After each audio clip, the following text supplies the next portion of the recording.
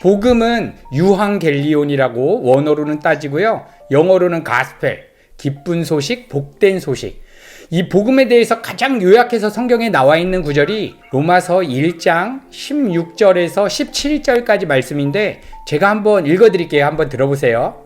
내가 복음을 부끄러워하지 아니하노니 이 복음은 모든 믿는 자에게 구원을 주시는 하나님의 능력이 됨이라. 첫째는 유대인에게요, 또한 헬라인에게로다. 복음에는 하나님의 의가 나타나서 믿음으로 믿음에 이르게 하나니 기록된 바 오직 의인은 믿음으로 말미암아 살리라 함과 같으니라. 예, 이 로마서 말씀이요, 복음을 아주 농축해서 적어놓은 메시지예요. 사도 바울은 지금 이 로마서 1장 16절 17절 말씀에 문학 기법인 고건법이라는 것을 사용하고 있어요.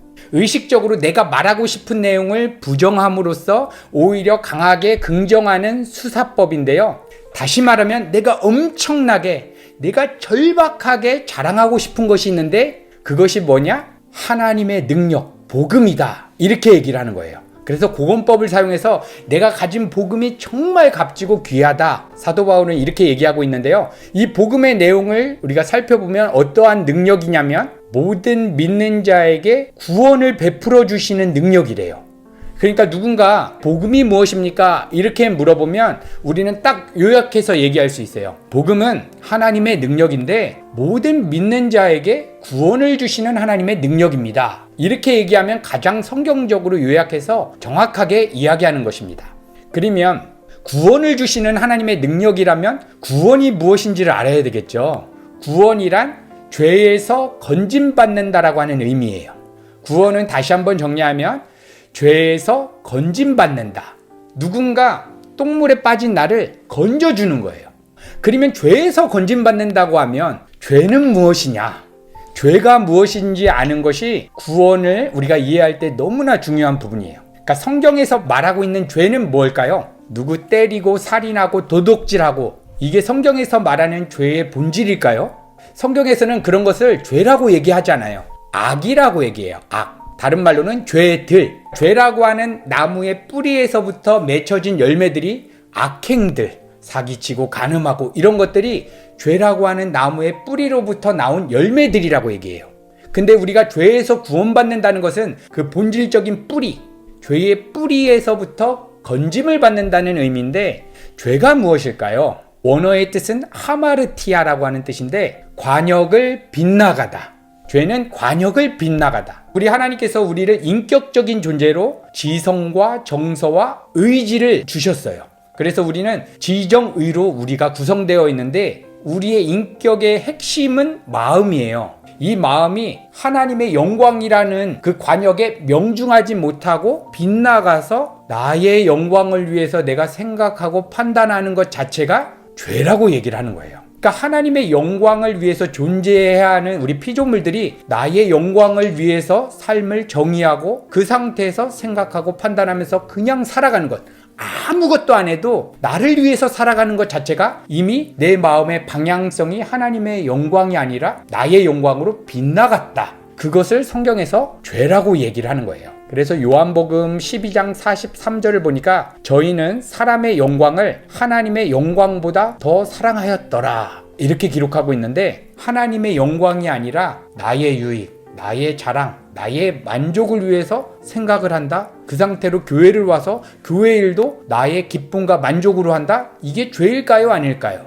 성경에서는 죄라고 얘기를 하는 거예요. 단순히 교회 나오고 착한 행동하는 것은 선이 아니라 교회 생활을 하고 착한 선을 해도 나의 영광을 위해서 하면 죄라고 얘기를 하는 거예요. 그래서 슈바이처나 간디가 아프리카 오지에 가서 자기의 몸을 다 불살라서 어려운 그런 난민들을 도왔는데 왜 그들을 죄인이라고 우리 기독교에서는 얘기하냐면 나의 유익을 위해서 했기 때문에. 그러면 사람들이 얘기할까요? 그들은 타인을 위해서 섬기고 봉사한 게 아니냐. 그러나 성경에서 말하는 것은 인간은 나의 유익을 위해서 할 수밖에 없기 때문에 그 사람들은 내가 사기쳐가지고 돈을 많이 버는 가치보다 타인들에게 섬기면서 그들이 웃어주고 내 도움을 받았다라고 기뻐하는 모습을 더 좋은 가치로 여기기 때문에 그러한 행위를 하는 거지, 정말 하나님을 사랑해서 하나님이 이끌어져서 나오는 그러한 선이 아니기 때문에 성경에서는 그것이 죄고 악이라고 얘기를 하고 있어요. 그러면 죄라고 하는 것은 어떤 것이냐 한번 살펴보는 거예요. 죄라고 하는 것은요, 어떠한 경향성이라고 이야기를 해요. 물질이 아니라 어떠한 성향. 죄라고 하는 게 외부에 있다가 우리의 영혼 안에 쑥 주입됐는데 그게 우리의 마음에 어떠한 성향을 지배해서 이끌고 가는 거예요. 경향성을 제가 한번 쉽게 얘기해 볼게요. 여기 지금 펜이 있는데 제가 여기다가 가만두면 밑으로 뚝 만류 인력의 법칙에 따라서 밑으로 그냥 자연스럽게 떨어지죠. 이게 경향성이에요. 그러니까 죄라는 것은 우리가 가만히 있으면 그냥 우리를 한 방향으로 끌고 가는데 어느 지점으로 끌고 가냐? 나의 영광으로, 나의 기쁨으로, 내가 만족하는 삶을 살도록 그냥 끌고 가는 경향성이라고 표현할 수 있어요. 그런데 이 죄가 우리의 영혼 안에 이제 거하는데, 우리의 육체에 죄가 있는 게 아니에요. 우리의 영혼 안에 있는데 우리는 어디에서 이 죄를 감지하게 되냐면 마음 안에서 감지하게 돼요. 우리는 육체가 있고 영혼이 있잖아요. 근데 육체와 영혼이 만나는 지점이 마음이에요. 그래서 마음 안에서 내 안에 죄가 있구나. 거듭난 성도는 나는 나를 위해서 살 수밖에 없는 그러한 성향이 내 안에 있구나. 이것을 깨닫게 되는 지점이 바로 마음이에요.